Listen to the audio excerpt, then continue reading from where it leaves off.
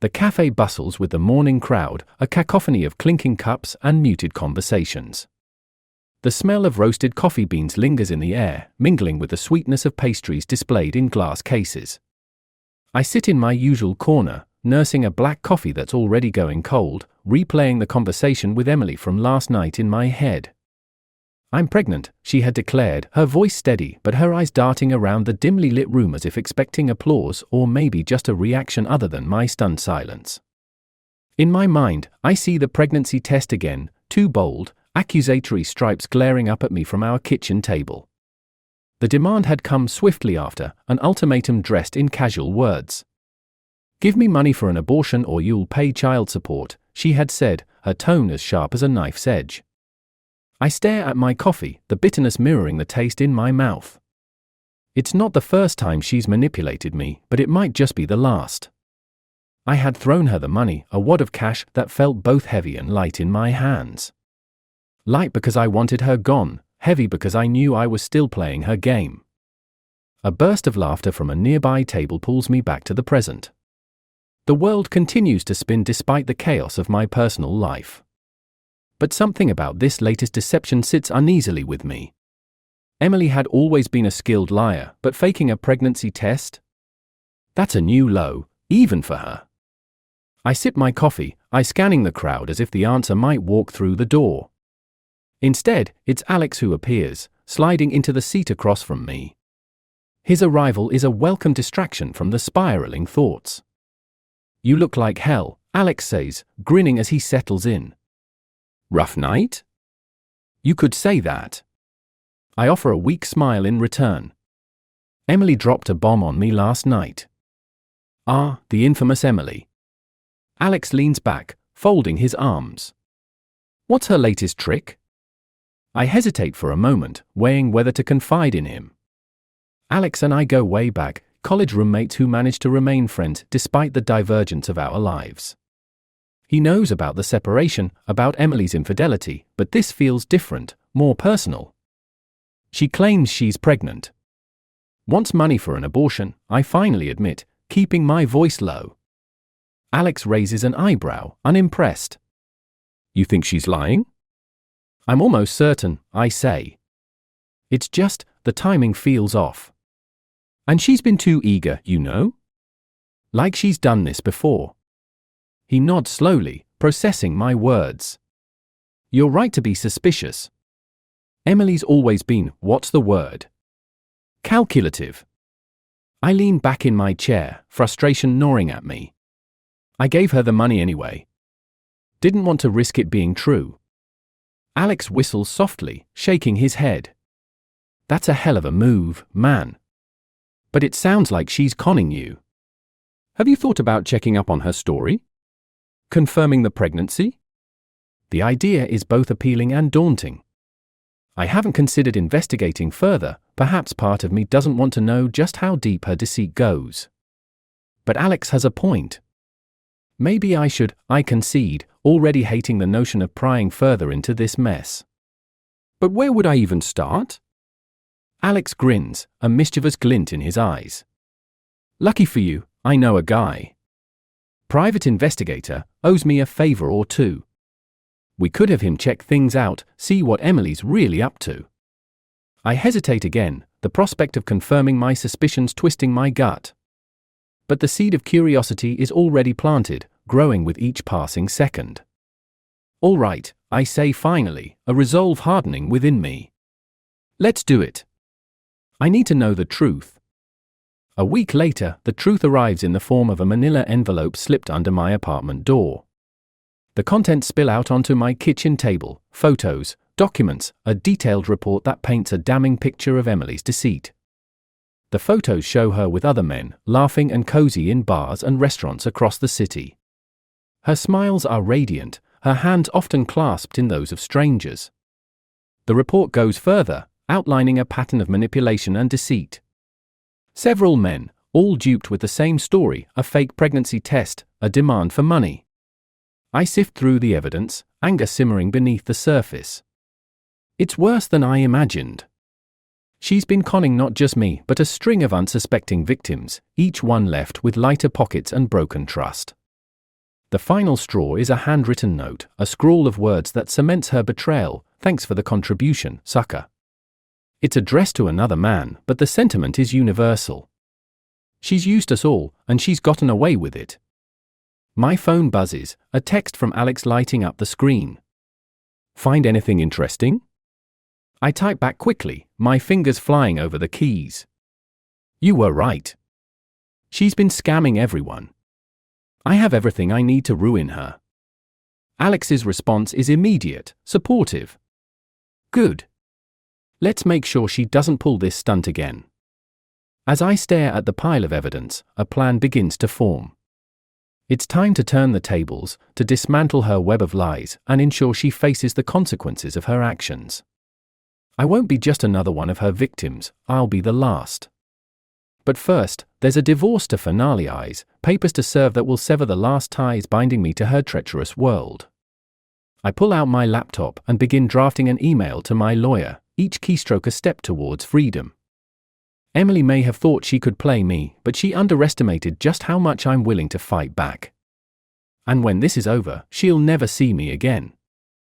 The cafe is quieter today, the morning rush replaced by a gentle hum of conversation.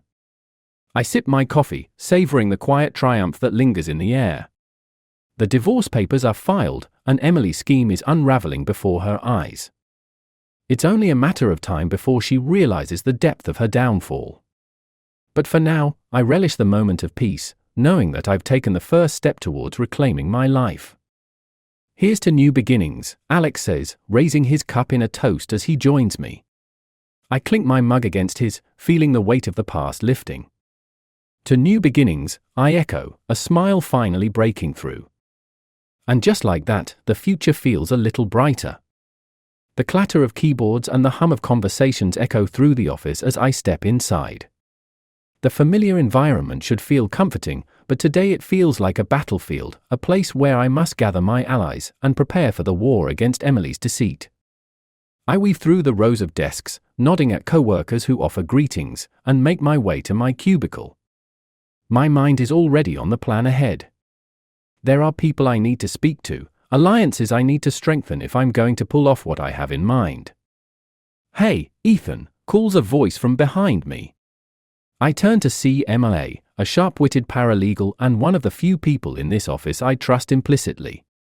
Her dark hair is pulled back into a tight ponytail, and her expression is as no-nonsense as ever. "You look like you're plotting something. What's going on? Got a minute?" I ask, gesturing for her to follow me to a quieter corner of the break room. As soon as we settle into the worn-out armchairs, I dive into the story, Emily's scams, the fake pregnancy, the evidence from the private investigator. MIA listens intently, her eyes narrowing with every new revelation. "Wow," she finally says, leaning back with a low whistle. "Your wife, or should I say ex-wife, is a real piece of work. What's your next move?" "I'm thinking of going public," I admit, my voice steady. "But I need to do it right. I want to expose her without getting caught in any legal traps." MIA considers this, tapping a finger against her chin. "You'll need someone who knows the media landscape, someone who can spin this the right way. Plus, legal advice wouldn't hurt." "You sure you want to do this? It could get messy." "I'm sure," I reply firmly. "She needs to be stopped. I can't let her keep doing this to other people." She nods, respect glinting in her eyes. "All right, I know just the guy for the media angle. I went to law school with a journalist who loves this kind of stuff, Jack Riley. He's all about exposing scams and corruption." "Perfect," I say, feeling a surge of hope. "And for legal advice, can I count on you?" MIA grins, a fierce light in her eyes. "You bet. I'll start looking into any potential liabilities or backlash. We'll make sure you're covered." I thank her, a sense of relief washing over me. With Mia's expertise and Jack's connections, I'm starting to believe that Emily's reign of deception can be brought to an end. Later that afternoon, I sit in a bustling cafe, my fingers tapping anxiously against the table as I wait for Jack Riley to arrive. The cafe is noisy, a jumble of chatter and the clinking of cups, but my mind is focused on the task ahead. A few minutes later, a tall man with unruly hair and a weathered leather jacket strides through the door. He spots me immediately and approaches with a confident, easygoing smile. "Ethan, right?" Jack extends a hand, his grip firm. "MIA told me a bit about your situation. Sounds like you've got quite the story." We settle in, and I lay everything out: the pregnancy scam, the photos, the trail of deceived men. Jack listens with the keen interest of a seasoned reporter, his eyes alight with the thrill of a potential story. "This is big," he says once I finish. "If we handle this right, we can expose Emily and prevent her from doing this to anyone else." "Are you ready for that kind of attention, though?" I nod, determination etched into every line of my face. "I'm ready. I just want justice. And maybe some peace of mind." Jack leans back, considering the possibilities. "We'll need evidence. The more, the better. You have what the PI gave you, but we'll need to corroborate it with more testimonies from her other victims." "I'm way ahead of you," I say, sliding a folder across the table. "This is a list of men Emily's conned, courtesy of the investigator. I just need your help reaching out to them." He flips through the list, nodding. "I'll start making calls. If they're willing to go on record, we'll have a solid foundation for a story." As we finalize our plan, I feel a sense of momentum building. Emily's carefully constructed world is on the brink of collapsing, and with Jack and MIA by my side, I'm confident we can make it happen. Back at the office, I run into Alex as he's leaving for the day. He pauses by my cubicle, raising an eyebrow at the stack of papers littering my desk. "Busy day?" he asks with a smirk. "Productive day," I correct, standing up to join him. "MIA and I are working on a little project." He chuckles, clapping me on the shoulder. "Sounds interesting. Mind if I ask what it is?" I glance around, ensuring we're alone, and fill him in on the plan. His eyes widen with interest, a slow grin spreading across his face. "That's bold," he says, clearly impressed. "But you're not planning on taking her down alone, are you?" "Of course not," I reply, a hint of mischief in my tone. "I could use all the help I can get." "You in?" "Absolutely," Alex says without hesitation. "I'll do whatever I can to support you." With Alex on board, my confidence grows. We make plans to meet up later in the week, strategize, and figure out the best way to approach the other men on the list. I'm thankful for the support, knowing that this is the kind of fight that requires allies you can trust. The week passes in a blur of meetings and late-night phone calls. Jack manages to track down several of Emily's victims, each with their own tale of betrayal and loss.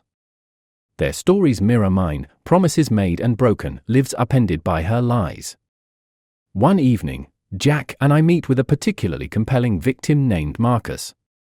He's a quiet, reserved man with a haunted look in his eyes, but as he recounts his experience with Emily, his voice grows stronger. "She played me like a fiddle," Marcus says bitterly, gripping his coffee cup tightly. "I was a fool to believe her, but she was so convincing." "You're not the only one," I reassure him, leaning forward. "That's why we're doing this. To make sure she can't do it again." He nods, relief softening his features. "I'll do whatever it takes. If going on record helps, I'm in." With each testimony, the story takes shape, weaving together a tapestry of deceit that spans years. Jack's excitement is palpable as he gathers more evidence, his notes turning into a compelling narrative that will expose Emily for who she truly is. Finally, the day arrives. Jack submits his story to his editor, a meticulously crafted piece that leaves no room for doubt about Emily's schemes.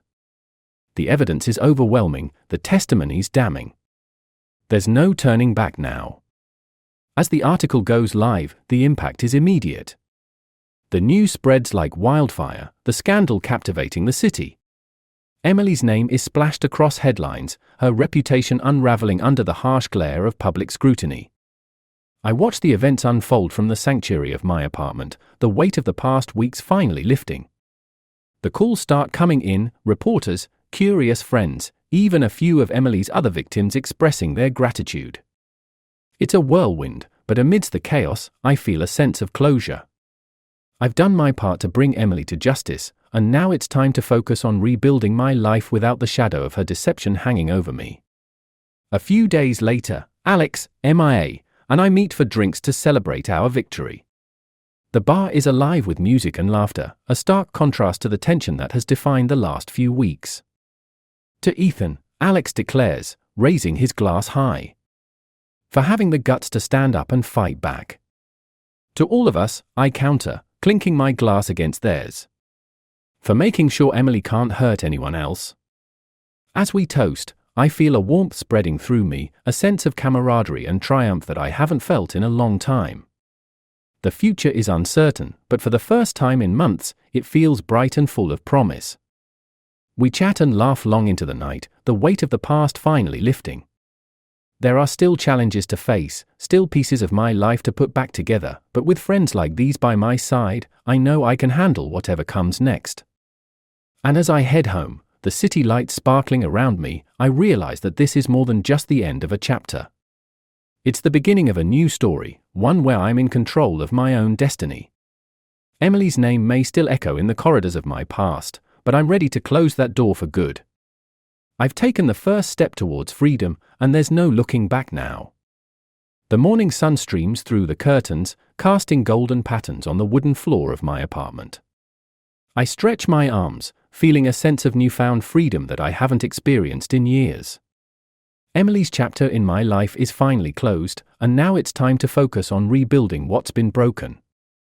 As I brew a fresh pot of coffee, my phone buzzes with a text from MIA. Emily, morning. Got some updates. Can you meet me at the office? I type a quick response and head for the shower, feeling a mix of curiosity and anticipation. After the chaos of the last few weeks, I'm eager to embrace this new chapter, whatever it might hold. The office is buzzing with energy when I arrive. The usual hum of activity feels different today, brighter, more hopeful. I make my way to Mia's desk, where she's already buried in paperwork. Hey, I greet her, leaning against the cubicle wall. What's up? MIA looks up, her eyes sparkling with excitement. Remember that charity gala I told you about? The one that's perfect for networking? Yeah, I reply, nodding as I recall our previous conversation. The one for the community outreach program? That's the one, she confirms, handing me an invitation. I managed to snag a couple of tickets. Thought you might want to join me. It could be a good opportunity to meet some new faces. I take the invitation, feeling a twinge of excitement. It's been a long time since I've thought about expanding my professional circle, let alone attending a social event for the sake of enjoyment. Count me in, I say, smiling. It's about time I started focusing on the future. Great, MIA says, looking pleased. It'll be fun. Plus, you never know who you might meet. That evening, I find myself standing in front of my closet, contemplating what to wear to the gala. The thought of socializing with strangers is daunting, but there's a thrill to it as well, a chance to redefine who I am outside of the shadow of Emily's betrayal. I finally settle on a charcoal suit, the fabric crisp and clean against my skin. As I adjust my tie in the mirror, I take a moment to reflect on how far I've come. This is a new beginning, and I'm determined to make the most of it. The venue for the gala is a grand ballroom, its high ceilings adorned with chandeliers that cast shimmering light across the room. The soft murmur of conversation mingles with the gentle strains of a live jazz band, creating an atmosphere of elegance and sophistication. I spot MIA across the room, looking radiant in a deep blue dress that highlights her confident demeanor. She waves me over, her smile warm and welcoming. You clean up well, she teases as I approach. Ready to mingle? As ready as I'll ever be, I reply, scanning the room. The guests are a mix of influential business leaders, community organizers, and a few local celebrities. It's a crowd that promises interesting connections and potential opportunities. As the evening unfolds, MIA introduces me to several key figures, each conversation flowing more naturally than the last. I find myself enjoying the company, the exchange of ideas and possibilities that fill the air. Have you met Claire Mitchell? MIA asks, gesturing toward a woman engaged in animated conversation nearby. She runs the outreach program. A real powerhouse. I shake my head, intrigued. Claire's presence is magnetic, her laughter infectious as she speaks with a small group gathered around her. Let's go say hello, MIA suggests, leading the way. As we approach, Claire turns her attention to us, her eyes lighting up with genuine interest. MIA, it's great to see you, Claire greets warmly, extending a hand. And you must be Orphan. I've heard good things. I shake her hand, feeling the strength of her grip. It's a pleasure to meet you, Claire. I've heard a lot about your work with the community. She smiles, clearly passionate about her cause. Thank you. It's been a labor of love, but seeing the impact we're making is worth every challenge. Our conversation flows effortlessly, and I find myself drawn to Claire's vision for change and her unwavering commitment to making a difference. Her enthusiasm is contagious, sparking a sense of purpose that's been dormant within me. As the night progresses, I notice a familiar face across the room, Jack Riley, the journalist who helped expose Emily's schemes. He catches my eye and makes his way over, a grin spreading across his face. Ethan, Jack greets, clapping me on the back. Good to see you out and about. You too, Jack, I reply, genuinely pleased to see him. I owe you a drink for the story you ran. It was a game changer. Jack chuckles, shaking his head. You did all the hard work. I just reported the facts. But I'm glad it worked out. As we chat, Jack's demeanor shifts, a hint of seriousness creeping into his tone. I've been hearing some interesting rumors about Emily. Sounds like she's trying to worm her way back into certain circles. The news sends a ripple of unease through me. I've hoped Emily would fade into obscurity, but it seems she's not done stirring trouble. What's she up to? I ask, keeping my voice steady despite the tension building within me.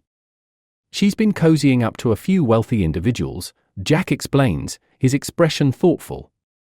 Word is, she's looking for new marks. But the story you exposed has made people wary. She's not finding it as easy as she used to. MIA, who's been listening intently, interjects with a steely resolve. If she's trying to start over, we need to stay ahead of her. Make sure she doesn't hurt anyone else. I nod, feeling a mix of determination and protectiveness. Emily may be persistent, but we have the advantage of knowing her tactics now. We'll keep an eye on her, I say, meeting Jack's gaze. I won't let her drag anyone else down. As the night winds down, I find myself reflecting on the events of the past few months. The exposure of Emily's deception has been a turning point, but it's clear the battle isn't entirely over. Her presence lingers like a shadow, a reminder that some challenges require vigilance and resilience. The next day, I wake with a renewed sense of purpose. My phone buzzes with messages from both MIA and Jack, each offering updates and ideas on how to keep tabs on Emily's activities. It's reassuring to know I have allies who are as committed as I am to ensuring justice prevails. Over the following weeks, our focus shifts to monitoring Emily's movements, gathering information through Jack's network of sources and Mia's legal expertise. It's a delicate dance, balancing our desire to stop her with the need to act ethically and within the law. As we dig deeper, we uncover a potential new scheme, a real estate investment scam targeting retirees. The details are murky, but the possibility is enough to set our team into motion. We can't let Emily succeed in this latest venture. She's getting desperate, Alex observes during one of our strategy meetings. This isn't her usual style. She's taking bigger risks. That could work in our favor, MIA suggests, her expression thoughtful. Desperation makes people careless. If we can catch her in the act, it might be the evidence we need to finally put an end to her games. Jack nods, his eyes alight with the thrill of the chase. I'll dig into this real estate angle. See if I can find any connections or leads. The prospect of catching Emily red-handed ignites a fire within me. This isn't just about revenge anymore, it's about protecting others and ensuring that no one else falls victim to her manipulative ways. As we close in on Emily's latest scheme, the stakes become higher, the tension palpable. The intricate web she's woven threatens to ensnare more lives, and it's up to us to dismantle it before it's too late. One evening, as I review the latest intel with MIA, she looks up, her expression a mix of determination and concern. "We're getting close, Ethan," she says, her voice steady. "But we need to be careful. Emily's not going to go down without a fight." "I know," I reply, meeting her gaze with resolve. "But we're ready for whatever she throws our way. This time, we're in control." Together, we finalize our plans, the sense of camaraderie and shared purpose strengthening our resolve. Emily's reign of deception is on borrowed time, and with every step, we inch closer to ending it once and for all. The climax of our efforts looms on the horizon, and as I prepare for the final showdown with Emily, I'm reminded of how far I've come. The journey has been fraught with challenges, but I'm no longer the man defined by betrayal and manipulation. This is a new beginning, a chance to reclaim my life and write a story of resilience and justice. And as I stand on the brink of a new chapter, I know that with the right allies by my side, anything is possible. Emily may have cast a long shadow, but I'm determined to step into the light, ready to confront whatever comes next with unwavering strength. The battle is far from over, but for the first time in a long time, I feel truly alive. And I'm ready to fight for the future I deserve. A heavy tension hangs in the air as I step into the quiet cafe, my mind buzzing with the knowledge that today could be the turning point. MIA, Alex, and Jack are already seated at a corner table, their expressions a mixture of anticipation and resolve. The plan we've meticulously crafted over the past few weeks is about to unfold, and I feel the weight of its importance in every step I take. Emily's latest scheme, a convoluted real estate investment fraud targeting retirees, has come dangerously close to fruition. But with Jack's investigative prowess and Mia's legal acumen, we've gathered enough evidence to confront her once and for all. "Ethan," MIA greets me as I slide into the booth. Her eyes are sharp, focused. "Are you ready for this?" I nod, feeling the adrenaline coursing through me. "More than ready. It's time we put an end to this." Jack leans forward, a folder in hand. "We've got everything we need. Documents linking Emily to the fraudulent properties, witness statements from victims who were about to be duped, and even recordings of her conversations with potential investors." "And the police are on standby?" Alex asks, his voice low. MIA nods. "They're ready to move in as soon as we give the signal. But first, we need to get Emily to confess. It's a risky plan, but it's our best shot at ensuring she faces the consequences of her actions. We've set up a meeting with Emily, under the guise of being interested investors. If all goes well, she'll incriminate herself, and we'll have the final piece of the puzzle." The meeting is set in a sleek, upscale office building downtown. The kind of place that exudes professionalism and trust, perfect for Emily's devious intentions. As we step into the conference room, I feel a chill run down my spine. This is it, the moment we've been working toward. Emily arrives fashionably late, her demeanor as polished as ever. She greets us with a charming smile, but there's a coldness in her eyes that betrays the facade. "Ethan," she says smoothly, extending a hand. "I didn't expect to see you here." I take her hand, matching her smile with one of my own. "I'm here on behalf of a friend interested in investing." Her gaze flickers to the others, suspicion lurking beneath her polished exterior. But she recovers quickly, launching into a well-rehearsed pitch about lucrative opportunities and guaranteed returns. As she speaks, I watch her closely, noting the subtle shifts in her expression, the practiced ease of her lies. The room is tense, the air thick with unspoken truths. Jack clears his throat, drawing her attention. "This all sounds fascinating, Emily. But I'm curious, what's your stake in all this?" Emily's eyes narrow slightly, but she maintains her composure. "I'm just facilitating the process. Helping people achieve financial success." Of course, MIA interjects, her tone light but probing. "But how do you guarantee these returns?" Can you share any past successes? Emily hesitates, just for a fraction of a second, before launching into an anecdote about a satisfied investor. Her story is smooth, almost convincing. But Jack is ready. Funny you should mention that, he says, sliding a document across the table. We did a little digging. Turns out, those investors never saw a dime. Emily's smile falters, her eyes flashing with something akin to panic. But she recovers quickly, her voice smooth as silk. I'm afraid there's been a misunderstanding. No misunderstanding, I say, my voice cutting through the tension. We know about the scam, Emily. The police know, too. It's over. For a moment, the room is silent, the weight of our words hanging in the air. Then Emily laughs, a cold, humorless sound that sends a shiver down my spine. You think you can stop me, she taunts, her facade crumbling. You're all just pawns in a game you don't understand. Her words are defiant, but there's a flicker of fear in her eyes. I press forward, feeling the momentum shift in our favor. It's over, Emily, I repeat, standing my ground. We have evidence, testimonies, everything we need to bring you down. Her gaze darts to the door, calculating her next move. But before she can act, the door swings open and uniformed officers step inside, their presence commanding. Emily Thompson, one of the officers announces, his voice firm. You're under arrest for fraud and conspiracy. Emily's eyes widen, a mixture of shock and disbelief flashing across her face. She stumbles back, her carefully constructed world collapsing around her. This isn't over, she hisses, her voice venomous as the officers move to restrain her. You'll pay for this, Ethan. All of you will. As they lead her away, the room falls into a tense silence. The adrenaline still courses through me, but there's a sense of closure, a finality to what we've achieved. The aftermath is a whirlwind of statements, paperwork, and media attention. Jack's article goes viral, the story of Emily's downfall capturing public interest and sparking discussions about white-collar crime. In the days that follow, the relief of justice is tempered by the realization of what's been lost.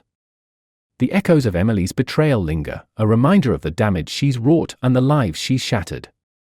I find solace in the support of my friends, MIA, Alex, and Jack, each of them instrumental in unraveling the web of deceit. Together, we've achieved something significant, but the journey has taken its toll. One evening, as the sun sets over the city, I meet MIA for coffee, seeking comfort in our shared experiences. You did it, Ethan, she says, her voice gentle. You stopped her, her voice gentle. I'd have done it without all of you, I reply, gratitude coloring my words. I'm just glad it's over. MIA nods, her expression thoughtful. But what's next? Now that Emily's out of the picture? The question lingers in the air, heavy with possibilities. I've spent so long fighting against the shadows of my past that the prospect of moving forward feels both daunting and liberating. I'm not sure yet, I admit, taking a sip of my coffee. But I know one thing, I won't let her actions define me. It's time to start fresh, to build something new. MIA smiles, a warmth in her gaze that speaks of hope and renewal. You deserve that, Ethan. We all do. As the weeks pass, life gradually returns to a semblance of normalcy. The chaos of Emily's schemes fades into the background, replaced by the steady rhythm of daily routines and the promise of new beginnings. But there's one final piece of the puzzle that remains unresolved, a truth that's been simmering beneath the surface, waiting to be uncovered. One afternoon, as I sift through old files in my apartment, I stumble upon a document that sends my heart racing, a letter from a lawyer, dated months before the scandal broke. It's a simple note, detailing a financial agreement between Emily and an unknown party. The sum is significant, enough to raise questions about its purpose. I delve deeper, tracing the connections and uncovering a startling revelation: Emily wasn't acting alone. She had a partner, someone who facilitated her schemes from behind the scenes. The realization hits me like a tidal wave, the implication staggering. This whole time, Emily was just the face of a larger operation, a puppet in a game of deception orchestrated by someone else. Driven by a mix of curiosity and anger, I follow the trail of evidence, piecing together the fragments of the puzzle.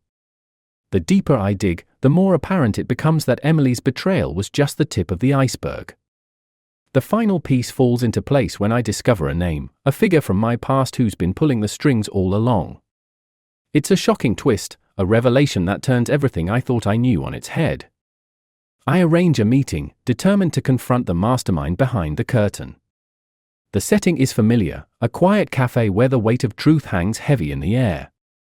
As I enter, I'm greeted by a face I haven't seen in years, a former colleague, someone I once considered a friend. Ethan, he greets me with a smile that doesn't reach his eyes. I've been expecting you. My heart pounds in my chest, a mix of betrayal and disbelief swirling within me. You were behind it all, weren't you? The scams, the manipulation, Emily was just your pawn. He nods, his demeanor calm, almost smug. It was business, Ethan. Nothing personal. Emily was a means to an end, a way to exploit opportunities and maximize profits. His words send a surge of anger through me, but I hold my ground, refusing to let him see the impact of his betrayal. You won't get away with this, I vow, my voice steady despite the turmoil inside. The truth will come out. He chuckles, a chilling sound that reverberates through the room. Perhaps. But in this game, Ethan, it's all about who controls the narrative. As we part ways, the weight of his words lingers, a reminder of the complexity and darkness that exists in the shadows of power and greed. In the days that follow, I wrestle with the implications of this revelation. The fight against Emily's deception was just the beginning, a prelude to a battle against forces more insidious than I ever imagined. But amid the uncertainty, there's a flicker of hope, a resolve to continue the fight for justice, to expose the truth no matter the cost. With MIA, Alex, and Jack by my side, I know we're ready to face whatever challenges lie ahead. Together, we've proven that light can pierce even the darkest corners, that truth can prevail in the face of deceit. As I stand on the threshold of a new journey, I feel a sense of purpose, a determination to fight for a world where integrity triumphs over corruption, where the voices of the deceived and the broken are heard and vindicated. This is just the beginning, and though the road ahead may be fraught with challenges, I'm ready to confront them head-on. For in the end, it's not just about winning the battle, it's about ensuring that justice and truth endure, no matter the cost. And with that, I take my first step into the unknown, knowing that the fight for justice and truth is worth every sacrifice.